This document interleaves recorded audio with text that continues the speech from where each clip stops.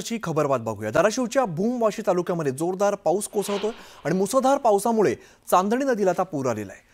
कांदलगाव, घारगाव, राजुरी यासह अन्य चार ते 5 गावांचा संपर्क तुटलेला आहे। धाराशिवमधली आपण दृश्य बघतो। चांदणी नदीला मोठ्या प्रमाणात पूर आलेला आहे। पाण्याची पातळी चांगलीच वाढलेली आहे, त्यामुळे 4 ते 5 गावांचा संपर्क सुद्धा तुटलेला आहे। अनेक रस्ते जे आहेत ते पाण्याखाली गेलेत, त्यामुळे या गावात येण्या जाण्याचा जो मार्ग आहे तो बंद झालाय, त्यामुळे 4 ते 5 गावांचा संपर्क तुटलाय। धाराशिवच्या भूमवाशी या संपूर्ण तालुक्यामध्ये जोरदार पावसाने हजेरी लावलेली आहे। या सगळ्या मुसळधार पावसामुळे चांदणी नदी जी आहे तिला मोठ्या प्रमाणात पूर आलेला आहे।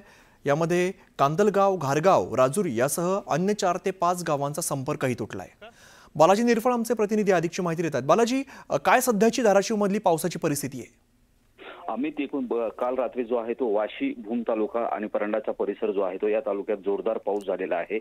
भूम तालुका आहे धाराशिव मधला, तो सातत्यानं पाऊस तिथे बरसत आहे आणि भूम तालुक्याच्या परिसरात या अगोदरही काही रस्ते जे आहे ते वाहून गेल्याचे प्रकार घडले होते। मात्र रात्रीचा जो पाऊस झालेला आहे त्यानं जो आहे तो बार्शी परंडा रस्ता जो आहे तो काही काळ बंद झालेला आहे आणि चांदणी नदी जी आहे ती चांदणी नदी दुथडी भरून वाहत आहे। याच्या खाली चांदणी प्रकल्प आहे, तो या अगोदर ओव्हरफ्लो भरून वाहत होता, आता तो या पाण्याने देखील भरण्याची शक्यता जी आहे ती निर्माण झालेली आहे।